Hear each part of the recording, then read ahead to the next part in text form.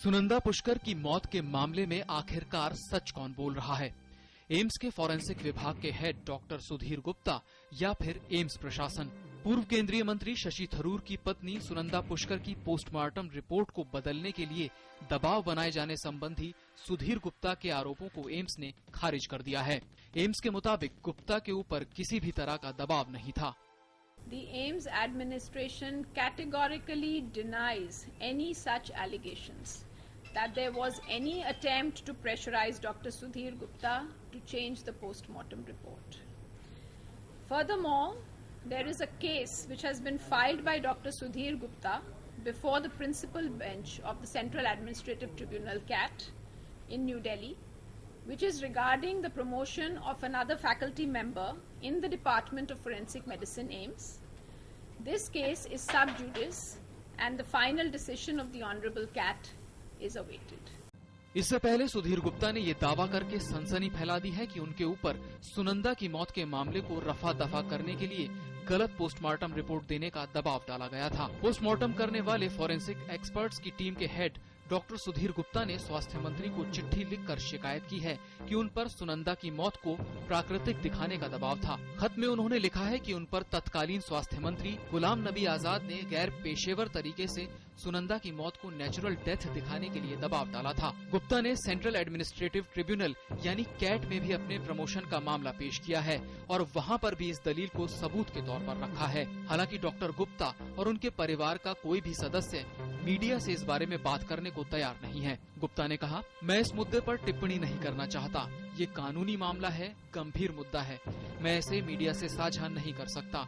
मैं सरकारी नौकर हूँ। मुझे जो कुछ भी कहना था उसे मैंने यथोचित स्थान पर कह दिया है। उधर विवाद बढ़ने पर केंद्रीय स्वास्थ्य मंत्री डॉक्टर हर्षवर्धन ने एम्स के डायरेक्टर से इस मामले में रिपोर्ट मांगी है। Director AIIMS to give us a detailed report about anything, if at all they know about what is actually appearing on the television channels. Apart from that, we have no information. And as long as I don't have, right now the director AIIMS is not in the country. So as soon as I get an information from him, then only probably I can divulge anything to you. स्वास्थ्य मंत्री के बयान के बाद AIIMS ने भी इस मसले पर बैठक की। वहीं Delhi police commissioner BS Bassi ने गृह मंत्री राजनाथ सिंह से मुलाकात करने के बाद कहा कि जरूरत पड़ने पर इस मामले में डॉक्टर सुधीर गुप्ता से पूछताछ की जाएगी। एक ये नई डेवलपमेंट है, इसको हम एग्जामिन करेंगे, तो अगर ये रेलेवेंट होगी हमारी दरियाफ्त के लिए तो इसका भी मुनासिब जो है कॉग्निजेंस ली जाएगी। अगर इसमें उनसे बात करना जरूरी होगा, बात की जाएगी। अगर उनके एफिडेविट को रिकॉर्ड में लाना जरूरी होगा, एफिडेविट को रिकॉर्ड पे लाया जाएगा। जो भी आवश्यक होगा इस दरियाफ्त के लिए उसको किया जाएगा। तमाम आरोपों प्रत्यारोपों के बीच थरूर से जब इस बारे में पूछा गया तो वो मीडिया के सवालों को टाल गए, लेकिन उन्होंने एक बयान जारी कर सुनंदा की मौत के कारणों की तेजी से जांच कराने की मांग की है। थरूर ने कहा, अपनी पत्नी सुनंदा पुष्कर को खोने के बाद मैंने शुरू से ही इस मामले की गहन जांच का आग्रह किया है, जिसे जल्दी से जल्दी पूरी पारदर्शिता के साथ पूरा किया जाए। पुष्कर परिवार की भी यही राय है और हमने संबंधित अधिकारियों के साथ पूरा सहयोग किया है। मैं एक बार फिर इस लंबी चौड़ी जांच को जल्द से जल्द नतीजे पर पहुंचाने का आग्रह करता हूं, ताकि इस मामले से जुड़ी सभी अटकलें खत्म हों।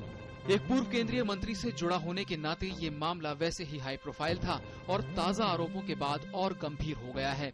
लेकिन तमाम विवाद के बीच ये बात गौर करने वाली है कि सुनंदा की पोस्टमार्टम रिपोर्ट दबाव के दावों के बावजूद सही दी गई थी। ये एम्स प्रशासन और डॉक्टर गुप्ता जोर देकर कह रहे हैं। सवाल ये है कि क्या ये मामला एम्स की अंदरूनी राजनीति की वजह से पनपा है। नितेंद्र सिंह और रोहन सिंह के साथ news night desk, DD news.